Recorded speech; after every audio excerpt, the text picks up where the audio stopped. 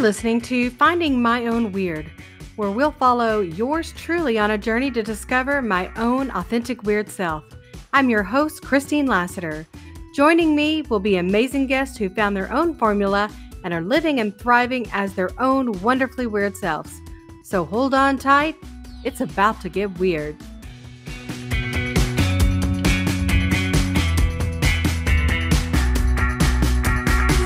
Being an 80s gal, we were raised on movies about rebellion and risk. We had The Outsiders, Footloose, Ferris Bueller's Day Off, The Breakfast Club. I watched all the great 80s teen rebellion movies, and I was just in awe of the bravery it took to defy the rules of, parents, school, society. But I was a good girl, and I was a little bit of a chicken. The most rebellious thing I can remember doing was going to the store for my parents and then stopping by my boyfriend's house on the way back. And I just knew I'd been gone too long, so I geared myself up in the car.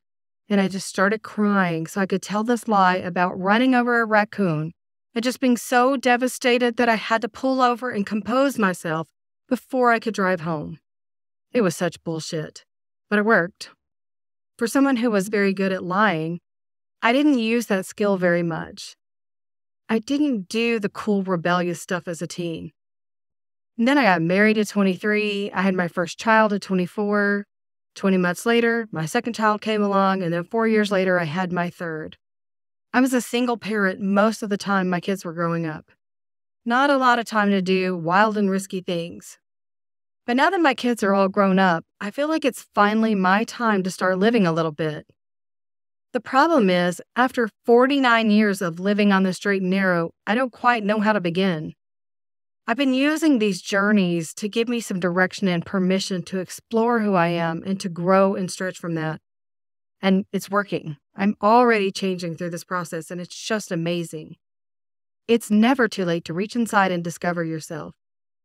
My next guest has stories right out of a John Hughes movie. Hitchhiking to concerts, mohawks in a small town, picking up and driving to a new city with no real plan, just to start following his dreams. Welcome Brad Richman, a.k.a. Gar-Gar. Hi, welcome back to Finding My Own Weird. I'm here with Brad, otherwise known as Gar-Gar.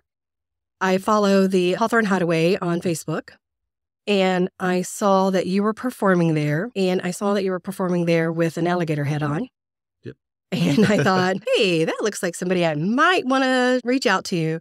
I actually looked up a couple of your videos and stuff and thought, well, this is really cool. Thanks. So thank you for being here today. Yeah, thank you. And you've actually said you've listened to a few of the episodes, so this is about the journey. Yes. To get to where you are now. So we're going to start at the beginning. And where'd you grow up? Well, I was born in Dayton, Ohio. This is all from what I've heard from my parents. I moved when we were 2 to Cleveland, Ohio, and then from there we moved out west to Colorado Springs, Colorado, where I started elementary school and all that stuff. So how long did you stay there?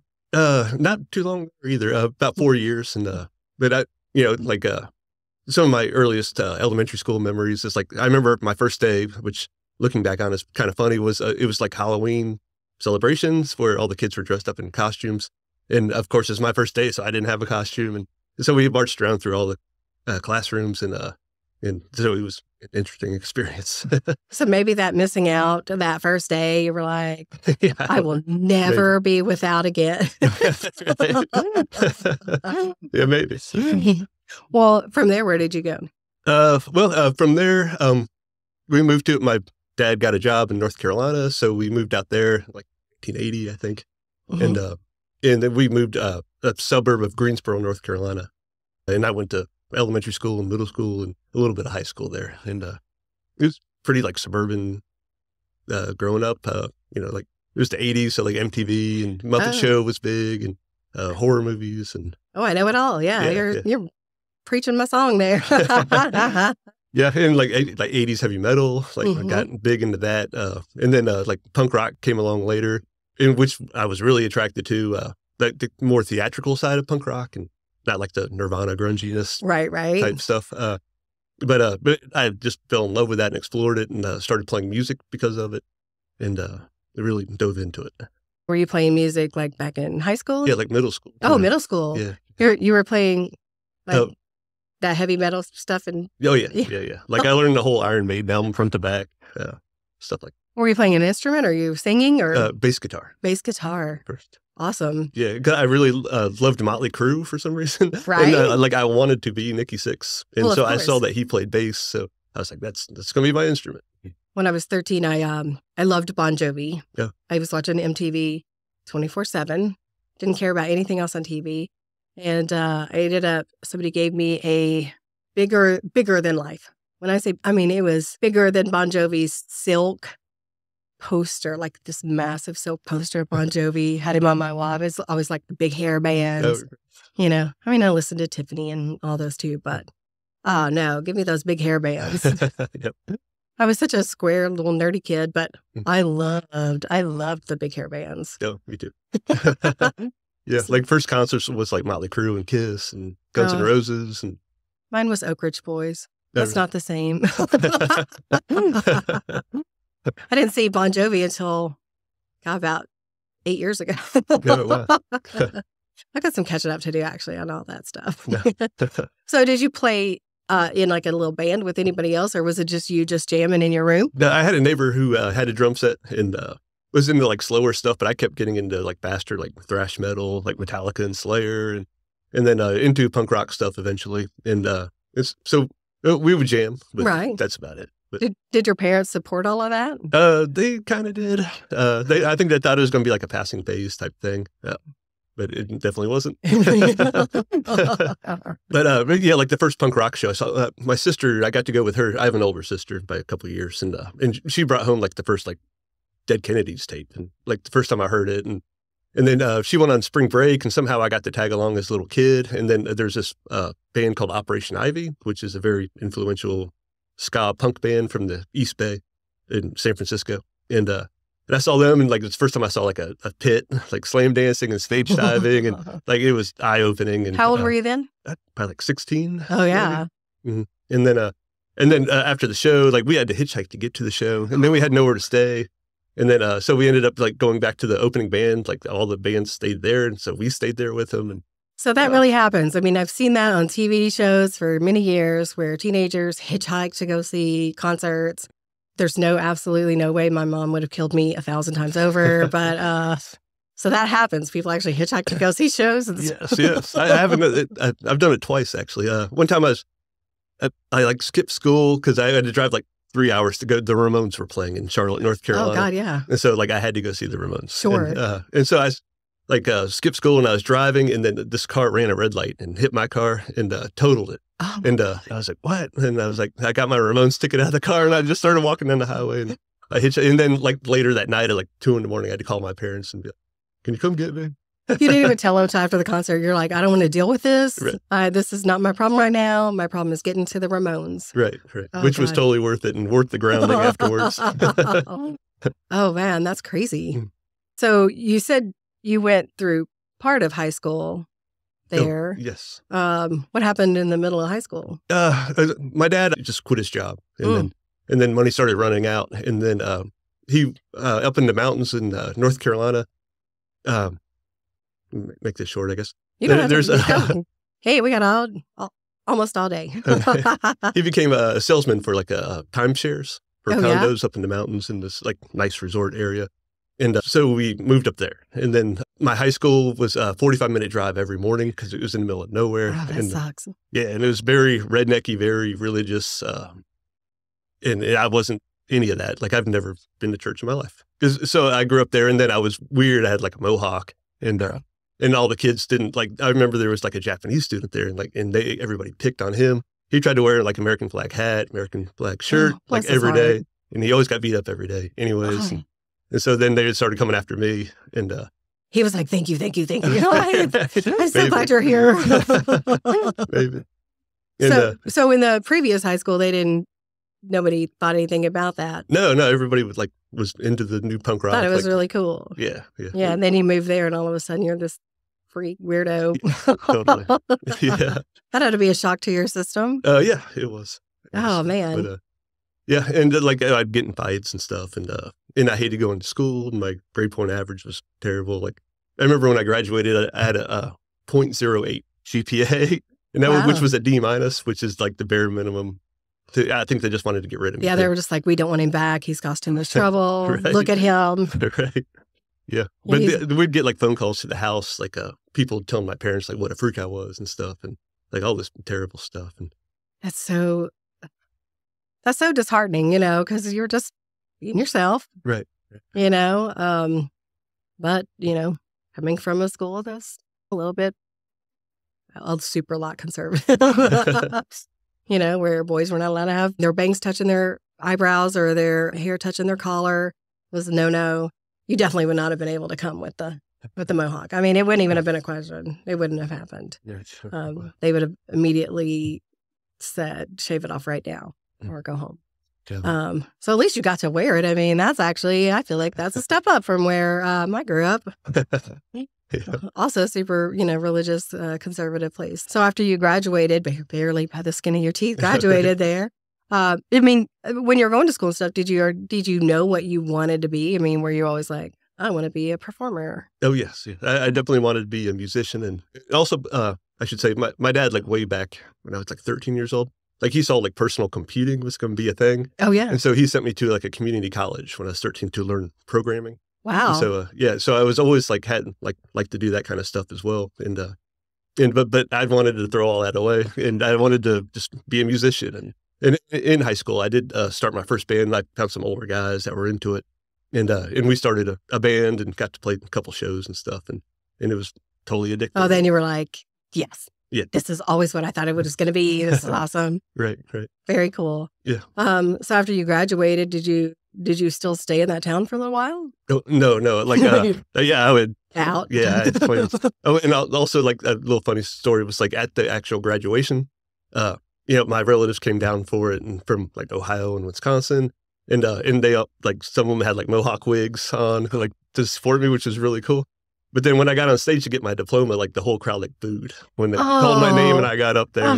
But at the time, like I kind of was like, what? Like I kind of well, liked it. The whole that's the rock and roll. Yeah. That's the rock and roll life right there. Is Right. let the haters hate. Right. That's gonna make me rock harder. Right. I was definitely leaning into it. Oh man, that's hysterical. But yeah, I had the day I graduated, like, the day after, I had my car packed, and I had nowhere. I just knew like a lot of my favorite bands came from Los Angeles, so I loaded up the car and I just drove there. Like I think I had like $400 or something.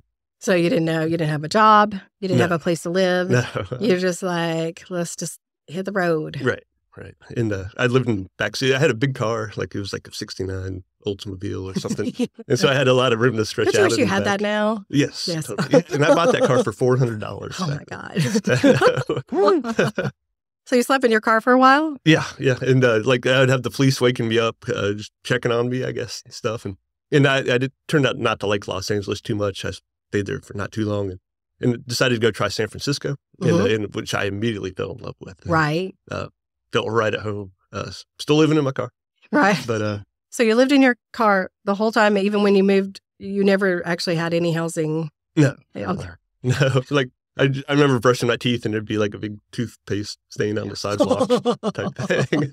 But people like in San Francisco was nice. Like it was Easter actually. And in one morning I woke up and there was an old 1950s style vacuum cleaner and somebody painted it up like an Easter egg. And then set it on top of my car and I opened it. It was like chock full of candy. Oh. And at the time, like I was starving and I ate that candy. This is the best city ever. Right. And then I got quite a few jobs there and finally built up enough money to get an apartment. And, what kind of jobs did you start out there? I was a security guard, like in the Tenderloin, which is like the worst. Yeah, that's rough. Yeah, it was really rough. Do you still have the mohawk? Oh, yeah. Which grew, I think it was like in dreadlocks, but in bright red. And, Yeah, wow. And I had a job at Taco Bell for a couple of weeks. Well, sure. Just anything. Right. And eventually, like one of my favorite jobs there was a rehearsal studio called Planet X. And any touring bands or any bands in San Francisco would rehearse there. And so I would set up the microphones and the PA. And that was really cool. Oh, that's awesome. Yeah. Like the Goo Goo Dolls practice there, like all those 90 bands. Did you get to actually meet them or anything? Oh, yeah. Oh, you were in heaven. Yeah. That's awesome. my favorite story from that is the Four Non Blondes that rented a room there, and they, for some reason, they got rid of one of their guitar player, and so they had tryouts for a new guitar player, and then the next thing I'm sitting in the office, the next thing I know, like the guitar player from Alice Cooper walks in, and he's like this big WWE wrestler looking guy, and he's got like this guitar that's shaped like a machine gun, and I'm like, "What are you doing here?" He goes, "Oh, my manager flew me up. Said something about some band called Four Non Blondes I'm going to try out for." I was like, "Dude, just go back to LA." Yeah, that might not be a good fit. Right. But what an awesome story, though. Yeah. It was fun. And then from working there was a band called Scarehead, and they got in a fight with their bass player, and like he threw his guitar pedal through the windshield of their Cadillac, and they were supposed to go to Europe soon after that, and so I was like, well, I play bass, and so I joined up with them, and so like I was getting paid at work to rehearse with them as well, which was great. And when you don't have any money, in your 20s, and you want to be a rock star, it didn't get any better, right. And that band ended up doing really well. Like on the local alternative radio station, they were playing us on regular. We're getting good shows. We're playing pretty large crowds. And we played with Green Day one time and kind of became friends with them. Wow. And they had just recorded their Basket Case video, their first one. And so they said they had I'm talking myself out of breath. You're just so excited. So excited about these stories. They are very cool, though. And so they just got done filming that video. They had insurance. They had extra film. And they said, why don't you guys like use the rest of our film, use our insurance for the studio and everything else that's involved in the cost, because we didn't have any money. Right. And we were like, sure. And so we recorded our own video, and that got us like really far, thanks to Green Day. Oh. And you know, we played with them in front of like 10 people were there. You said they were going to Europe. Did you go to Europe with them? With Scarehead, I did. Yeah. And then we met Green Day over there for a little bit. Yeah.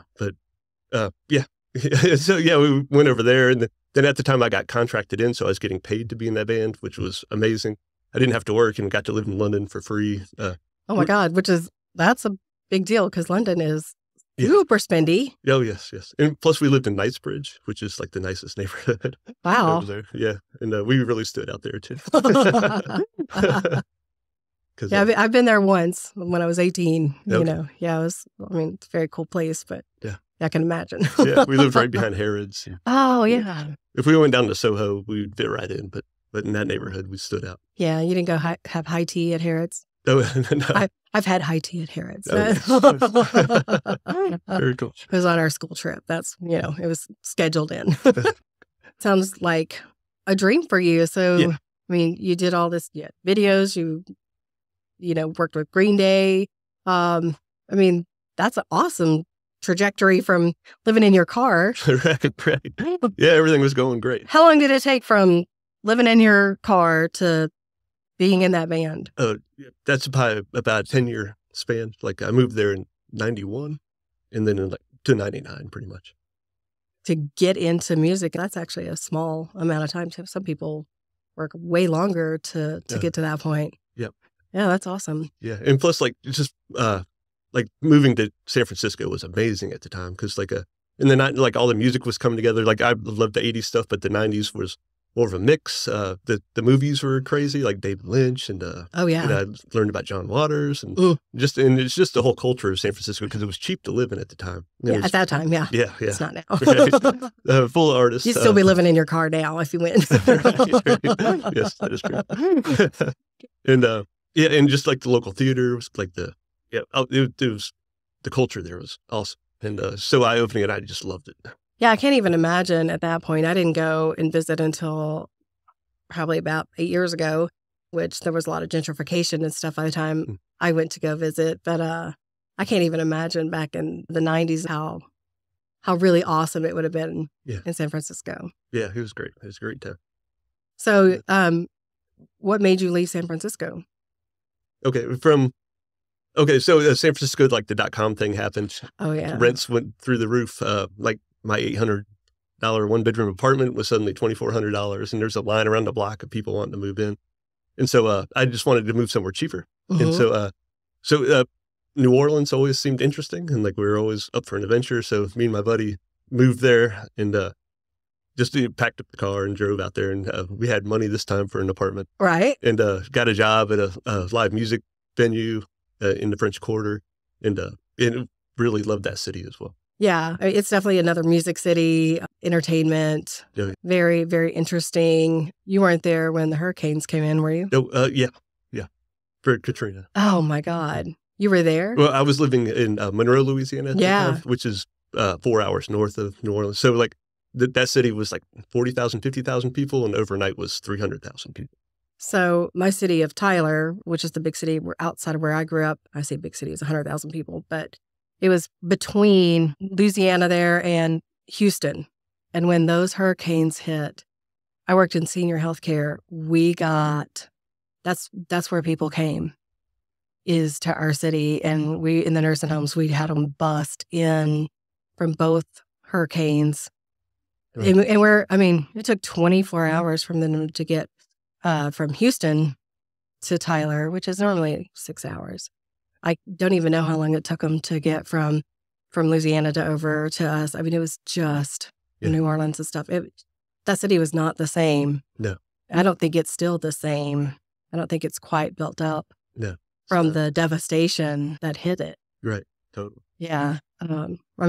So in Monroe, were you seeing like all the stadiums and the churches and everything, like just having people just piled in and stuff? Yep. Totally. It's like a war zone. Yeah. Crime went through the roof. Oh, yeah. Yeah, it was devastating. Yeah, it was nutty. Yeah. How long did you stay there? In New Orleans for like 4 or 5 years, I believe. I got married there, and she had a kid came along with the package, I guess. I don't know how do you put that. But then we got married. Then I had a kid with her, and we lived in New Orleans for a while. And then I realized like I need to do something. I have a child coming, I need to support. Right. And so I decided to go back to college doing IT related stuff. Like, so you came full circle from when you were 13. Yes. Thanks, Dad. Yeah, and I always kind of like was interested in that stuff, anyways. But yeah, so I jumped into that and went to school, and then ended up later getting divorced, and my ex-wife now was from Monroe, Louisiana, so she moved back home with the kids, and so I wanted to be close to the kids, so I moved up there, and then stayed up there for 14 years, I think. And so I was very rural. Monroe's known as like Duck Dynasty people. Yes. Very religious. Oh, yes. Not much going on at all. You would not have worn a mohawk there either very successfully. No. Yeah, it is its own beast, isn't it? It's its own little closed in little area. Right, it is. Having that rock and roll soul in you, how did you feel doing that? How did you feel living there in such a place where you bolted out of the last one as fast as you could, but you're having a child and everything else? I'm assuming you stayed there because you want to be close to your child. Right. I mean, how did that feel internally? I mean, were you just itching to? Yeah, I was in total shock. Like, I didn't know anybody in that town. Yeah, I didn't know what I was going to do. At least I had a college degree now, so I could get some work. And the kids ended up moving in with me for most of those 14 years. And so like it was kind of a place where you have to make your own fun. This was before vinyl records came back, but I opened a record store there, which was the stupidest thing in the world to do. So it was before they were popular, and you're like, right. You know what I think we need here in this little Duck Dynasty little world? Right. These people need records. Right. But that was like a really good idea. And also I got a job working IT at City Hall. And so I was doing that type of stuff. But then the record store, and I had a room in the back that me and the kids lived in, and showers and stuff like that. And we put on we'd have bands play in the store at like after hours, and kind of like built a little community of weirdos inside of Monroe. Right. And that's what I'm doing. I'm collecting weirdos right now. So we started this thing called the After 9 show, where people could do whatever they wanted to. And so people would make little plays and little theatrical performances, or just play acoustic guitar, and we built like this kind of core of like musicians and artists, and that made the time pass by pretty well. Yeah, pretty good. Well, easier. At least you found a little community there of like-minded people. It could have been way worse if you hadn't Right. So probably the music store is probably or the record store is probably a good idea. Yeah. So you could keep some sanity. Right. Yeah, it made no money, but but yeah, it kept my sanity Yeah, for sure. that's a good trade-off, I guess. Yeah. Yeah, and that little core of people that would come every Thursday night, like a lot of them went on to do great stuff. Like one of them produces a podcast, many podcasts in Los Angeles now. Throwing Shade is one of the more popular ones. He's a producer for. And then one guy went off to Vassar. He became I think he's a teacher, professor of acting now at Vassar. Like a lot of weird stuff came out of that, which is pretty cool. Oh, that's awesome. Yeah. And also from like the fanzine culture of the 90s, from the record store, I had got kids to write reviews of new records coming out. We started our own little magazine, which we printed and gave to everybody who came in the store. And like one of the guys now is like a heavy metal magazine writer that came out of that. And it's just kind of neat. Who knew? Yeah. Yes. Oh, that's incredible. So when you saw your opportunity to leave Monroe, Right. Yeah. Both kids went off to college and we had no reason. My wife has always lived I should have said that before I got remarried again in Monroe. Which were felt they like, both Louisiana gals? yes. So you married two Louisiana gals. Right. But it felt like a miracle even to meet my current wife, Lisa. Right. Like in that little town, I just figured there was Nobody. I was just going to be alone forever. Right. Right. So that was kind of a miracle that happened. And I met her through the record store as well. She used to show up for the shows on Thursday night. But so the kids go off to college. There's no reason for me and Leslie to stay in Monroe anymore. So, like on Leslie's birthday, and Leslie lived there her whole life. Like she'd never moved away. So, oh yeah. So then we got to move to Portland. Like, was she ready to get out of there? She thought she was, but we're still going through the process. Yeah, Monroe to Portland's a big. Yes. There's personalities like yours and mine, which is like, oh, give me, I can't wait. Right. But then there's other people who are like, what the heck? Right. And the other side to that is she's a therapist as well. Oh, yeah. And so she it was like religious things, like totally different issues she's dealing with here in Portland with people than back in Monroe. Oh, absolutely. No doubt. Yeah. Yep. Yeah. Whole different world. Yeah. She's found that eye opening and, but we used to come out here to Portland because back in Monroe, also, I guess I should reverse. That's where I started the Gar-Gar act. Like I tried playing music I found some people to play music with, but it wasn't really working out. And so I started wanting to learn how to play drums too. So I played drums, like I recorded my own music and then I played drums along to it to learn how to do that. And then I really enjoyed doing that. And I wrote like 20 different songs and I recorded them all in my backyard. And like I only had like a couple of microphones to do that with. And then so I was toying with the idea of doing like a live show. Mm-hmm. And so I needed band members. And so like I just from like going around town and dumpstering items, I found like a gumball machine and a mannequin. And then I got this skeleton from a Halloween store to be the drummer. Right. And then I made up this whole thing, this whole band. And I used to where you played everything. Right. But you had to create the members. Right. Correct. And then I wanted to try to do a live show, which seemed really stupid and absurd, and it is still to this day. So I made instead of amps, I printed out this huge banner of like Marshall amps that I put behind the stage as a backdrop. And then I dressed up the characters and, like bolted a bass guitar onto the gumball machine. And I did it like a live show where I had like in between songs, there would be like cheering and laughter in the crowd, like I would play. And then I interact with the band members as well, and created this whole show. And the first time I did it, like it was a pretty big, like for Monroe, it was a pretty big show, like 50 people were there. Woo. And and I was really nervous about it, but everybody loved it. Like I was like, okay. Now, were you wearing the alligator yes. head then? Right. So what made you decide to do that? Because, you're in Louisiana. Right. And I'm working at City Hall as well. And so because I would be on stage one night screaming about how Monroe's terrible. And then the next morning I'd be at a, meeting with Town the mayor and the police chief and the fire chief. And so I had to I kept it very close to who knew who Gar-Gar was. Right. And I kept it pretty much anonymous. Like after a show, I would get off stage and change into a wig and become a Gar-Gar roadie and change all my clothes and wear a hat and go out and then take all the stuff off the stage. And yeah, I think I kept it for years, just like maybe 4 or 5 people knew that I was actually Gar-Gar, and they were all really good friends, and they kept it quiet too. Oh, that's awesome. Yeah. I mean, it goes into that whole, you mentioned earlier that you like the theatrics of some of those bands as much as the music. I mean, and this definitely plays into the music and the theatrics that go with that. Right. Yeah. Yeah. So- Smoke machines and witch hats and just the whole thing. But one time I was at a store and I think, a Gar-Gar sticker, I think, fell out of my pocket or something. And I remember the lady behind me was like, "Oh, that Gar, I've heard of that person. Like, nobody knows who that is, right?" And I was like, "No, I don't think so." And she was like, "Where'd you get the sticker?" She goes, "Oh, well, actually, one time I met him, I made up the story about like how he took off his mask and half of his jaw was missing, and that rumor got spread all over town. Like, so it was like really a fun. Phantom of the Opera sort of situation.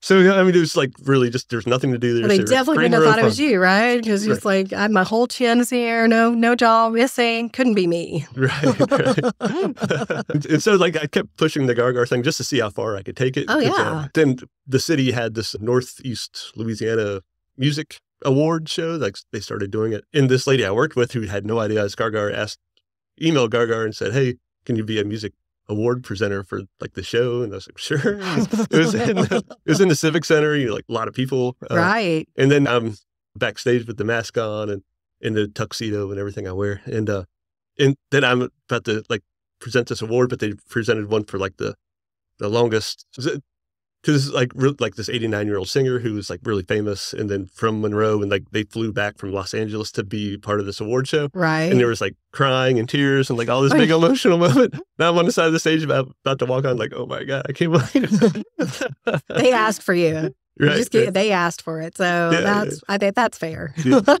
So I went up and did my thing, and I think there's still a picture of Gar-Gar inside in their lobby of all like Bon Jovi's up there and Motley Crue, and I think there's a picture of And Gar-Gar. Gar-Gar. Yeah, You're in good company. Look at that. I know. Hopefully, it's still there. So did the people at the courthouse or anything? Did they ever find out? No, nobody ever did. Just send them this and go, ha! Right. Tag them all in it and go, there you go. Who knew? Yeah. And now a word from our sponsor, me. So you finally decided to stop working for the man and build your own empire. You have everything in place. You've done your research, and now you've created a thriving business that you own. You are golden, and you're ready to buy a home. So then I sit down and I ask you about your annual income. You tell me what you made last year, but that number didn't include your deductions you claimed on your taxes. So it's not the amount you thought you'd be able to use. It's considerably lower. And the year before that, it was lower still because you're still recovering from COVID. If the lender happens to require us to look back 2 years, we have to average those two. So let's say you get over that hurdle and you realize that the lender wants proof that your business is still going. The lender needs a copy of your business license. But you've let your business license lapse because who even cares about that? Or maybe you never even had one at all. They also need to see a listing on 411 or the Yellow Pages or even a website with your contact info so they can call the number listed and reach your business. But it's 2023. Who does the Yellow Pages anymore? And you're more of a Facebook or Instagram web presence than a website one. These things have to be addressed. A mortgage lender has to be sure that your business, this empire that you've created, is not only healthy today, but healthy moving forward. They have to ensure that you're going to be able to continue to pay your mortgage for years to come. They are investing in you, but you have to have proof. That's why getting pre-approved is so important. There are things that need to be calculated, evaluated, and confirmed in order for a lender to be comfortable lending you hundreds of thousands of dollars. So if you're self-employed and you're going to be looking at buying a home, make sure your business license is active, register your business on the Yellow Pages site, and have a professional, me, take a look at your situation so you know how much buying power you have. To talk to me about getting pre-approved for a mortgage in Oregon and Washington, email me at Christine@tworiversmtg.com. That's CHRISTINE@TWORIVERSMTG.com. NMLS 2248608. Now get back to that empire and we'll get back to our show. You said you'd come up to Portland a couple of times. Yes. Was that to perform? Yeah, a couple times, and also like a lot of our friends, some of our friends moved to Portland. A lot of my friends from San Francisco moved up to Portland eventually, and so we had a good friend base here. So we'd come and visit like once every couple of years. Okay, so you had at least been here. Right. Oh, yes. Because some of our guests have not been here before they decided to pack up and move. Yeah, so pretty much moving to Portland, I felt like I was 18 again and moving to Los Angeles. Like I was very excited, and like I remember waking up here in Portland. I got a job working downtown, and where I could ride my bike to, which was amazing. And I remember just like having to like hold back tears from like riding my bike to that job. I was so happy to be free again, and I could cry right now. Just thinking about it. How long ago have you been here? How long did you move there? 4 years. We moved here right before the pandemic. So like the first 6 months were amazing and awesome. And then, damn it. and then we're paying $2,500 a month rent for a city that doesn't exist. Right. It was kind of rough. Yeah, I moved here in 2017. So not too long. Enough time for me to get a taste of like all the cool stuff I could do. And really start getting my momentum into like go into everything. And then the whole world shut down. And it was like, you've got to be kidding me. I didn't have anything to do when I was back in Texas. There was nothing to do. I get here, there's all these things to do and I'm so excited and I'm doing everything and then nothing. Yeah. And it's just now where I'm like, okay, now I got to start doing everything again. Right. Yeah, I've started doing everything like probably too much. Like, like I found bands I can play in out here with actual human beings. And so I was like in 5 different bands at one point, like right after the pandemic, and then doing the Gar-Gar stuff. And so, but that's been great. Like, I love it. Right. So, so are you still in all these different bands? 4 bands now. You're in 4 bands and Gar-Gar. Right. That's a lot on your plate and working full time. Right. So does your wife ever see you? Not lately. But we saw a lot of each other during the pandemic. Yeah, you're like, it's enough. She's like, it's enough. It's just like, it's fine. You just go do what you got to do. Yes. Yeah. My partner and I, we both work from home. It's a lot, and we did that during the pandemic too. And now we still do it, So anytime I can get out of the house, I'm like, let's go. I gotta go. You can go or stay, but I gotta go. So she's a therapist up here now? Yes. And adjusting. Right. As well as she can. Yeah. Like her biggest thing is like she's afraid to drive anywhere. Like, because she's afraid she'll get on I-5 accidentally. And like, oh, if you do, you just, if you navy, I still navy places. I know where most places are, but just put on your navy. Yeah. It'll reroute you. There's exits that'll get you back where you're supposed to go. Yeah. Just like parallel parking's pretty daunting for her. Well, if she listens to this, nobody in Portland knows how to parallel park. Do not feel bad about that. Nobody does. I used to work in insurance, and my office had a big plate glass window looking onto the street. I sat right in front of it, and I used to want to do parking Olympics where when somebody parallel parked in front of my office, I wanted to go put numbers like, that was a 3. That was a 7, And if they parked really well, I wanted to put my business card and go, I want to insure you because you're good. Nobody knows how to parallel park here. Mm-hmm. I have a backup camera, and that's a godsend because I wouldn't be able to parallel park without that. So she's in good company. Nobody knows how to do that. Cool. So in addition to 4 bands and Gar-Gar, you've created a TV studio in your basement? Yeah, just recently. Because you didn't have enough to do? Right. Yeah, I'd already kind of built a bar down there, and then I have a huge record collection. And obviously. Yeah, so it looks like a record store as well. And then we rehearse down there too. So there's drum sets and amps set up. And so it looks like a thing already. And right. So I decided, like, I always thought about doing like a Gar-Gar like talk show. And so we bought studio equipment and kind of set up the basement for that now. And it's been going really well. Like, our first episode's going to come out on April 10th. And it basically, it's like little skits, comedy skits, just very silly, absurd type stuff. I'm interviewing local Portland bands and advertising them. Sure. Playing their music. And so far, so good. we'll see how it goes. Is it just bands that you interview, or No, I don't know if I should say it or not. No, it's not. We're like other like. there are surprises? Is that what you want to say? There's a lot of bigger than life characters here in Portland, as you know. I do know. So, so I'm not trying to squeeze in on your thing, but hey, but this is, most of my friends. There's room for all of us out Yeah. here. All of us. You'll just have to have me on sometime. That's, Right. So we're gonna have some like skits based around their personalities. And, Oh, that's fantastic. Yeah. So where will people be able to watch that? on YouTube. Will be the full episodes, but then it'll be sliced up for Instagram and Facebook, Social media stuff. Right. No, that's so cool. Yeah. I love that so much. Yeah, it's pretty exciting.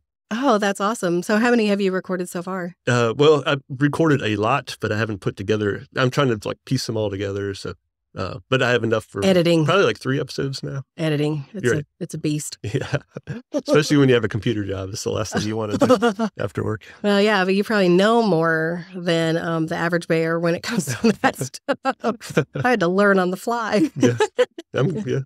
Yeah, man. Plus doing all your band stuff, you probably have way more experience in that stuff. Well, I think that's super cool. What do you hope for that? That I just enjoy doing. I feel like I have to do it for me. Like, I understand that. I don't think Gar-Gar is going to make any money or do any but I feel more passionate about doing stuff like that than anything else. So, Right. Just that super creative, different from everything else kind of. Right. I mean, to me, that's fascinating. I think that is, I mean, I will definitely, that's something I would watch. Okay. 100%. Great. I'd much rather watch that than anything that's on actual TV. That stuff's unbearable. Right. Well, that's got to be super fun. Yeah. Thank you. Yeah, that's so cool. So you're going to continue with doing Gar-Gar? Yeah. I just got done doing like a West Coast little tour. I went down to San Diego and back, doing various little dive bars and stuff. And where you're like, well, that's where I slept in my car, and that's where I slept in my car. Right. Yes. Yeah. So I'd probably do stuff like that. Maybe perform in Portland like 4 times a year ish. Which I do have a show coming up at the world famous Kenton Club with a band called Rad Max, which is like a tribute to the 80s in general type. Yeah. They sing songs about VHS tapes. And Oh, they're a lot of fun. so it's original music about the 80s? Yes. Oh, well, that's hysterical. So they're not like playing 80s music. They are playing about 80s time. Yeah. It's very 80s influenced music. Well, that's and fun. It's about the 80s. Yeah, that's super funky. Yeah, That's so cool. What are the other bands that you're in? There's a kind of alt country band. Of course there is. And the name's terrible, but the band's called Baby Graves. And It's terrible. Yeah. But it's like really, surprisingly, it's very lighthearted and funny. Like people, like my wife likes that band. Like, right. It's the content of the lyrics is very funny and like kind of tongue in cheek. And right. like we played the Alberta Street Fair and fun. we didn't know how that was going to go over with babies around and children and Right. families, but it went over really good. Like once people like understood what we were doing, people seemed to love it. And then I'm in another band called The Last Responders, which is like 80s hardcore punk rock type stuff, Motorheadish kind of. Mm-hmm. And then the other band I'm in is called Uvula, and it's like 80s punk rock type stuff as well. You know, it's those are also kind of different. I mean, like, is it hard to transition from one to the other? I mean, you have to like kind of gear yourself up to play in when you're in one. Right. And then I'm playing different instruments in the bands as well. So like last night, what's that? Last night? No, it was Thursday night. Thursday night we played at Dante's and I was like, wait, do I bring drums or guitar? I was like, oh, wait. I Just bring them both. Figure it out when you get there. Yeah. But I love it. Like, I don't like to watch TV too much. Like I got nothing. Playing music and hanging out with friends is awesome. Is your wife super supportive of all this stuff? She is, yes. Yeah, and she's actually doing the cameras and some of the production work for the TV show. Oh, awesome. Mm-hmm. I mean, I think that's great. Yeah. I could never imagine Rob up here trying to handle any of this. Yeah. I can't even get him to listen. Rob, if you ever do listen, yes, I'm talking about you right now. What else do you have coming up? We have a lot of shows lined up through the summer. Like The Last Responders, for flying to Georgia. We have a run of shows on the East Coast in July. Just a lot of live shows around town. Well, one of the things we're definitely going to do is we're going to have links to everything that you have going on so people can follow your tour dates. They can follow your TV show. What is the show called? The Gar-Gar Show. The Gar-Gar Show. I would have never guessed that. I don't know. Not so creative. I think, But once you see it, it makes sense. Yeah, of course. Obviously, you're wearing the Gar-Gar mask when you do that. Yes. Yep. No, I think that's super awesome. Yeah, I mean, I think that we have to keep promoting the weird. I'm actually meeting with the Weird Portland United on Tuesday. Are you a member of that? No, I've heard of it, but I haven't looked into it. We might have to talk about that. Okay. Because it's an organization about really supporting Weird Portland in the most positive ways. And it's a non-for-profit that's doing that in a lot of creative ways. And I think that we have to keep doing that because one of the things I've learned from all these interviews is how much joy and positivity that the weird brings to the city. I saw it when I was out on the street with the Portland Slee Stack, and people saw him all in his whole getup. And I mean, they were just giddy, excited. Nice. And even people who didn't know what a Slee Stack was. I mean, I'm 49 years old. I obviously know what a Slee Stack. I used to watch Land of the Lost back in the day. But just the whole seeing the character, and I've had the Unipiper on, and I had Poison Waters and stuff. These people, they're bringing so much positivity. And I think we have to keep these avenues, these creative avenues going and showcasing that because I think it's so important for our city. No, I agree. Yeah, the last few years have been really, really rough and hard. And if the weird part dies down, I think that makes the city darker. Sure.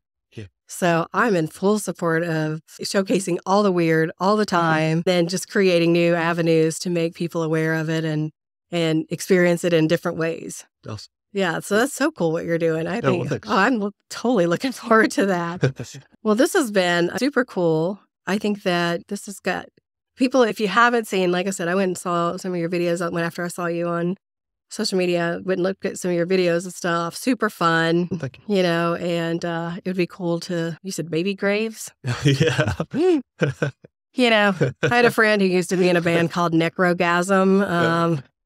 So, and there was nothing about that in any of their songs. So you can just get over names. Yeah, if you people want to go to gargarband.com, it'll get you to anywhere you want to see any Gar-Gar related stuff. Oh, that's awesome. Yeah, well, we're going to have everything up there, and I'm looking forward to your content. That's awesome. Yeah, great. Okay, well, very cool. Thanks so much for being here. Yeah, thanks for having me. The stories Gar-Gar told seem right out of a movie.